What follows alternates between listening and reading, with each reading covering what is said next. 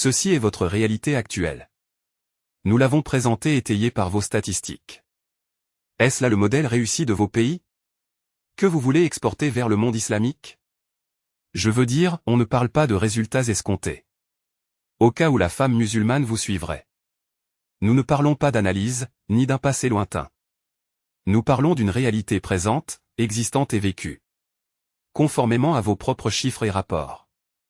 Voici donc la première question, messieurs dames qui jouez les Rambo. Avez-vous sauvé vos femmes avant de sauver les nôtres? La deuxième question. Vous vous sentez, vous les Rambo, si profondément indignés contre la situation de la femme musulmane que vous débarquez chez nous pour la sauver? Franchement, nous ne vous remercierons jamais assez. Que Allah vous récompense selon vos intentions. Oui, selon vos intentions. Serait-il seulement possible, avant de voler au secours des femmes de chez nous, d'attirer votre attention vers d'autres femmes musulmanes qui ont peut-être plus besoin de vous? Quand vous aurez fini de les sauver, vous serez les bienvenus chez nous pour une autre mission de sauvetage. Je ne parlerai pas des femmes musulmanes de notre région, qui sont écrasées chez elles sous les obus, à cause des bombardements d'avions, de manière presque quotidienne. Sans parler de la négligence des médias, on dirait qu'elles n'existent pas. Je ne parlerai pas non plus des femmes de Tchétchénie et de Bosnie-Herzégovine, ni de ce qui a été fait à Srebrenica. À savoir, le viol des Bosniennes en présence des forces des Nations Unies. Ni de tous ces sujets vieux de plusieurs années. Non. Puisque vous vous préoccupez autant pour la femme musulmane. Et vous souciez de son intérêt, nous voulons juste, cher Rambo, que vous sauviez les milliers de femmes ouïghours au Turkestan. Ces musulmanes auxquelles les autorités chinoises arrachent leurs enfants. Pour leur faire mener une vie d'orphelin. Et qu'ils soient ainsi élevés dans la mécréance. Pendant que les mères sont placées en prison. Si elles pratiquent un quelconque rituel de leur religion. Vous n'avez peut-être rien entendu sur ces femmes. Bon, ce n'est pas grave, nous allons vous donner un coup de main. Nous vous ferons entendre, sœur Ruqayya Farhat. Cette rescapée des centres de détention chinois. Qui a fui la Chine contre une grosse somme d'argent. Elle a raconté comment une nuit, les forces chinoises l'avaient arrêtée. Avec ses élèves alors qu'ils étaient en séance de mémorisation du Coran. Et comment les Chinois les ont tous violés. Puis avaient lâché les chiens policiers sur eux. Comment ils leur ont arraché les ongles. Éteint des mégots sur leur corps. Enfoncé des clous dans leurs mains. Puis, ils ont jeté les morts dans des sacs poubelles. Pourquoi tout cela? Parce qu'ils disent que notre Seigneur est Allah.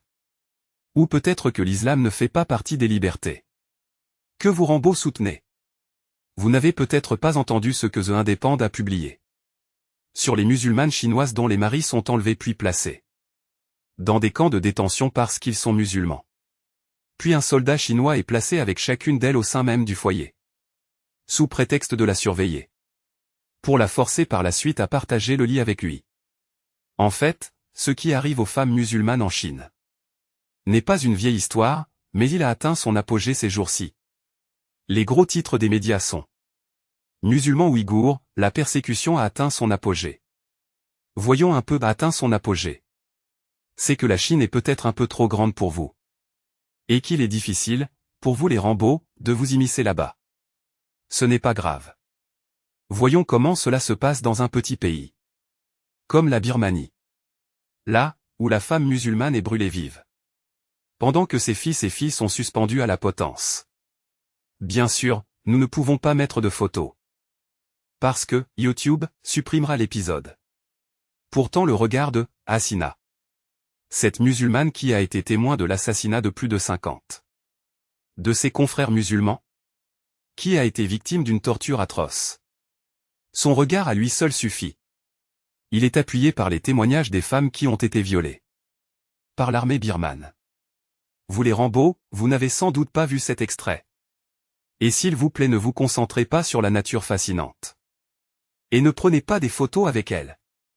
Ceci est un extrait où des centaines de milliers de musulmanes birmanes prennent la fuite à pied. Elles fuient le viol et l'incendie cherchant refuge au Bangladesh. Où il faudra survivre dans les camps de la mort lente. Il y a quelques jours, nous vous avons vu les Rambo débarquer au Soudan du Sud. Où vous avez réussi à arracher l'adoption de la CEDAW. Donc, tant que vous êtes arrivé au Soudan du Sud. Ne pourriez-vous pas faire un petit détour avec nous en Afrique centrale? Afrique centrale, là où les musulmans, hommes et femmes, sont tués à coups de machette. De la main des anti-Balaka soutenus par les forces françaises. Et en présence des forces des Nations Unies. Il est possible que vous ignoriez tout de toutes ces femmes. Voilà que nous vous avons mis au fait. Nous vous demandons de terminer votre travail et de sauver ces femmes musulmanes. Ensuite, vous viendrez dans notre pays. Ou peut-être votre seule spécialité consiste à éliminer toute forme de discrimination à l'égard des femmes. Quant à l'extermination de la femme elle-même, il n'y a aucun mal à ça. Et expliquez-nous, pourquoi quand le sujet est lié au meurtre, viol, dissémination et torture de femmes musulmanes. Le maximum que vous pouvez faire c'est la dénonciation, et encore. Si vous dénoncez, il n'y a aucun vrai changement sur le terrain. Alors que lorsque vous soulevez le slogan de la liberté de la femme musulmane, concernant la fornication, l'avortement et l'homosexualité, et la renonciation à la tutelle, on voit apparaître le suivi, les budgets et les rapports. La troisième question, messieurs dames les Rambo. Comment seriez-vous une solution au problème de la femme? Sachant que vous en faites partie? La pieuvre qui, de l'une de ses nombreuses tentacules, tend la tasse d'eau à la femme musulmane? N'est-elle pas celle-là même qui a volé la tasse du réservoir, en usant d'une autre tentacule et avec l'aide du prompi? N'est-ce pas cette pieuvre et le vaurien qui sont la cause de la pauvreté, l'ignorance, de l'obscurantisme et de l'oppression, dont souffrent beaucoup d'hommes et de femmes musulmans? Ce qui contribue à l'injustice que la femme s'inflige d'une part, ainsi qu'à l'oppression qui l'homme et la femme s'infligent respectivement? N'est-ce pas lui qui promeut la corruption morale, la destruction des valeurs et la guerre contre l'islam, afin que règne l'injustice et l'anarchie au sein de la société? Vous prétendez vous soucier du bien-être des femmes? Juste maintenez vos mains loin des richesses de son pays. Vous qui êtes à l'origine de la fameuse phrase, en anglais, « Je veux prendre le pétrole ». La quatrième question, messieurs dames les Rambo. Qui vous a initialement donné le droit d'instituer les lois selon lesquelles vous jugez nos sociétés? Nous, en tant que musulmanes et musulmans, avons des principes de base et des valeurs qui régissent nos vies. Notre norme et notre loi consistent à obéir à notre Seigneur, en établissant la vérité et la justice et en œuvrant pour la succession sur terre, conformément à ce qui agrée à notre Seigneur, lui vers qui nous retournerons.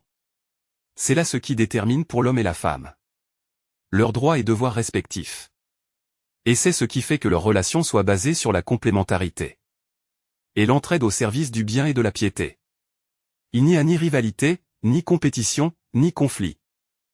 Dans un système pareil, la femme peut travailler chez elle, ou comme enseignant, médecin ou chercheur, ou encore avoir une profession par laquelle elle observe obéissance à Allah, établit la vérité et la justice, l'honneur qu'elle tirera de son travail sera à la mesure du degré de réalisation de ces nobles valeurs.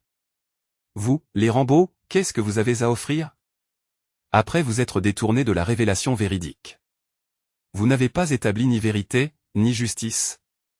Vous avez, au contraire, soulevé le slogan de la liberté et de l'égalité absolue, mais, une fois sur le terrain, ce fut un échec surtout pour les femmes. Nous l'avons d'ailleurs expliqué en détail. Que voulez-vous nous offrir en tant que musulmans? Sachant que vous avez échoué à tous ces niveaux? Vous voulez que la femme musulmane soit une copie déformée de la femme occidentale. Vous voulez la mâcher, la piétiner, en faire un jeu et l'humilier. Comme vous l'avez fait avec la femme occidentale? Même si nous pensons du bien de vos intentions, comment allez-vous sauver la femme musulmane alors que vous la méprisez? Étant donné que vous méprisez tout ce qui fait sa dignité? En effet, la femme dans notre islam est honorée pour sa foi, sa piété et sa morale, pour son rôle dans l'éducation des générations à toutes ces valeurs. En revanche, vous méprisez tout cela et même que vous le combattez. Vous êtes hostile à la foi, à la piété et à la morale. Comment pouvez-vous alors sauver ceux que vous méprisez? Et qui sont en but à votre hostilité? Dans notre religion, le Seigneur dit à la femme: Ô homme, nous vous avons créé d'un mâle et d'une femelle.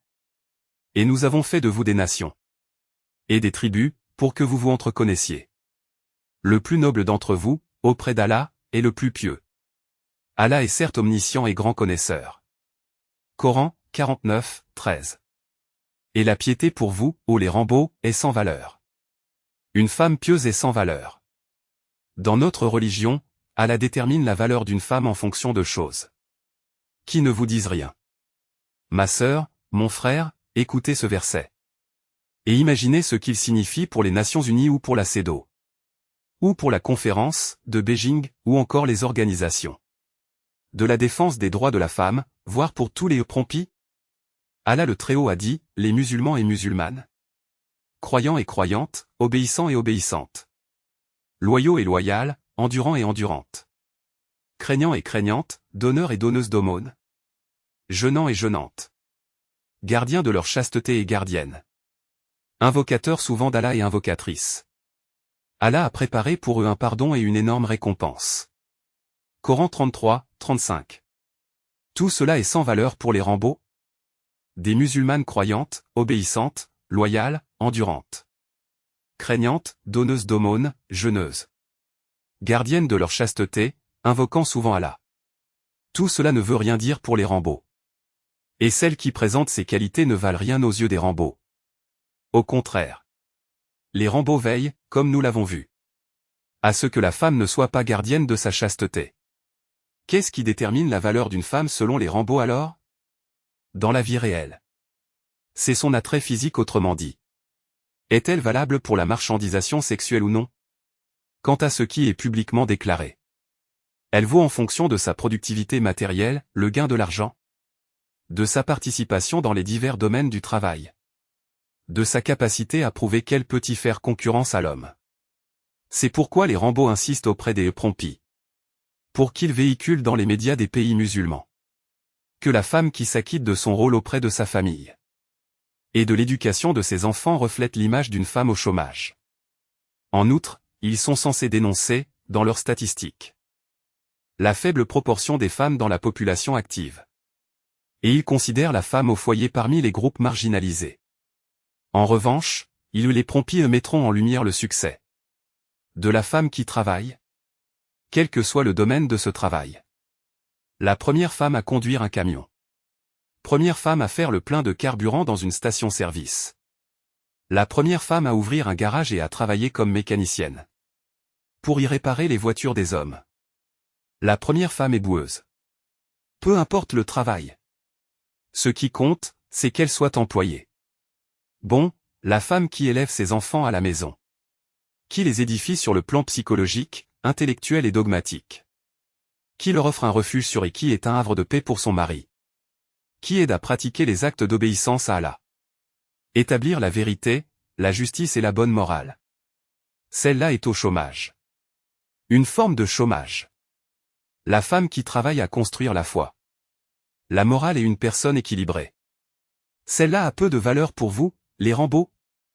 Parce que la foi, la morale et l'équilibre psychologique ont peu de valeur chez vous. Eh bien, la croyante qui travaille comme médecin, ou enseignante ou exploratrice. Et qui, ce faisant, œuvre pour inculquer les nobles valeurs et planter les graines de la foi. Celle-là n'a aucune valeur supplémentaire par rapport aux autres. Et elle ne sera pas sous les projecteurs, parce que ces valeurs sont insignifiantes. Pour les Rambo et les prompis de chez nous. Elles sont même indésirables. Sauf quand il s'agit de certains traits humains totalement séparés de ses origines dogmatiques et de la vision islamique globale. Pire encore, il y a quelques jours, on a annulé la nomination d'une artiste plasticienne très compétente à un poste de direction parce qu'elle est voilée. Mais, messieurs dames qui jouez les Rambo, si la femme est exposée dans ces domaines que vous avez vous-même contribué à corrompre et où vous avez alimenté le feu des passions dévoyées. Si donc la femme y est exposée à ce qui nuira à sa religion ou à sa morale. Comme quoi? Comme l'attachement amoureux entre une jeune fille et un jeune homme. Sans issue de mariage. Parce que nos prompis et vous-même avez volé les richesses de son pays. Et les relations illicites qui en résultent. Et qui transgressent les limites d'Allah. Bref, ce qui résulte de cet attachement amoureux sans mariage. Moins si elle accepte, pas de problème. Parce qu'elle est libre et elle est égale à l'homme en cela. Et puis les limites d'Allah, l'illicite, la charia. Tout cela ne nous concerne pas.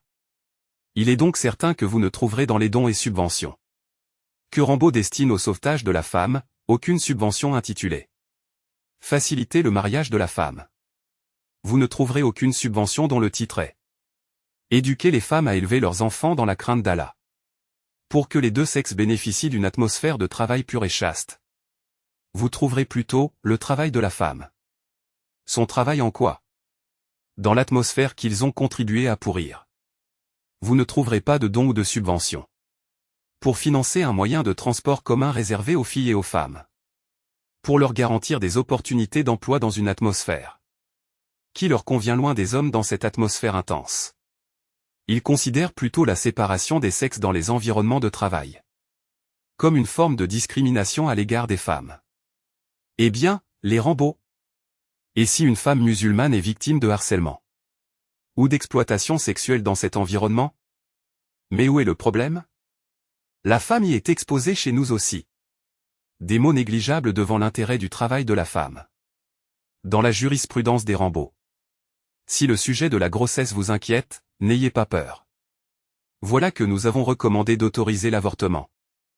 Cela peut être difficile dans un premier temps.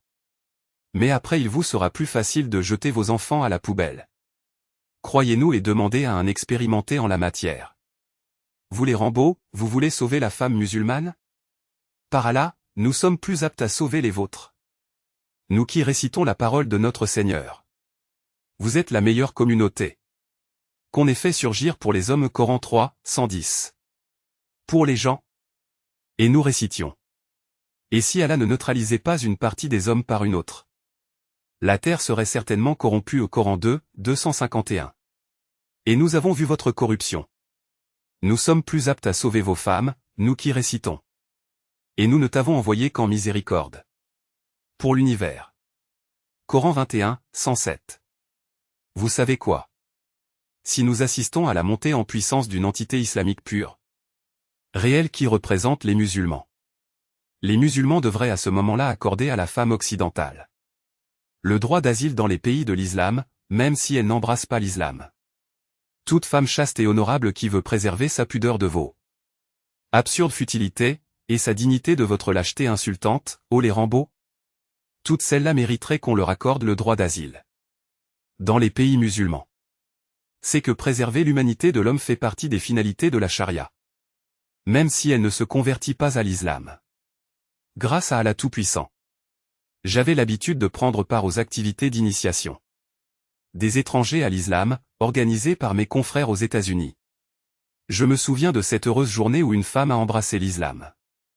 Après une conférence donnée à Houston. Vous les Rambo voulez sauver la femme musulmane. Par Allah vous m'en donnez le fou rire. Chers frères, nous sommes tristes de voir qu'on en est arrivé là. Arrivé à ce point où nos injustices les uns contre les autres ont fait que ces Rambo osent venir jouer les juges entre nous. Cela devrait nous inciter tous, croyants et croyantes, à nous conformer aux paroles de notre Seigneur. Et cramponnez-vous tous ensemble au câble d'Allah et ne soyez pas divisés. Et rappelez-vous le bienfait d'Allah sur vous, lorsque vous étiez ennemis. C'est lui qui réconcilia vos cœurs. Puis, par son bienfait, vous êtes devenus frères. Et alors que vous étiez au bord d'un abîme de feu, c'est lui qui vous en a sauvé. Ainsi, Allah vous montre ces signes. Afin que vous soyez bien guidés. Coran 3, 103. Que soit issue de vous une communauté qui appelle au bien. Coran 3, 104. Alors qu'ils nous appellent à leurs mensonges? Nous en sommes arrivés là. C'est nous qui les appelons. Que soit issue de vous une communauté qui appelle au bien. Ordonne le convenable, et interdit le blâmable. Car ce seront eux qui réussiront. Coran 3, 104. Par Allah, s'il ne s'agissait que de l'humiliation. Que nous inflige cette ingérence des Rambo? Cela nous aurait été une raison suffisante pour recouvrir notre bon sens. Et arrêter de nos injustices les uns à l'égard des autres, hommes et femmes. La moindre injustice que l'un de nous fera à l'autre sera un prétexte pour qu'interviennent les Rambo et les Eupромpi. Pour revenir au début de l'épisode précédent. Et pour que la boucle soit bouclée. Sachez, frères et sœurs. Les Nations Unies qui veillent à l'entrée en vigueur de la CEDAW ont construit leur premier bâtiment sur un terrain offert par Nelson Rockefeller. De la famille Rockefeller qui est à la tête du capitalisme. Et qui pèse de tout son poids sur la politique américaine. En conclusion de cet épisode, nous disons aux Rambo. Laissez-nous résoudre nos problèmes. En renouant avec le livre de notre Seigneur. Et avec la sunna de notre prophète. Est-ce donc le jugement du temps de l'ignorance qu'il cherche? Qu'y a-t-il de meilleur qu'Allah, en matière de jugement? Pour des gens qui ont une foi ferme. Coran 5, 50. Quelles sont les caractéristiques de ces solutions? Nous le présenterons dans le prochain épisode, si Allah le veut. En conclusion, nous disons. Allah veut vous éclairer, vous montrer les voies des hommes d'avant vous. Et aussi accueillir votre repentir. Et Allah est omniscient et sage. Coran 4, 26. Et Allah veut accueillir votre repentir. Mais ceux qui suivent les passions veulent que vous incliniez grandement vers l'erreur comme ils le font. Coran 4, 26. Allah veut vous alléger les obligations, car l'homme a été créé faible. Coran 4, 26 à 28. Que la paix et la miséricorde d'Allah soient sur vous.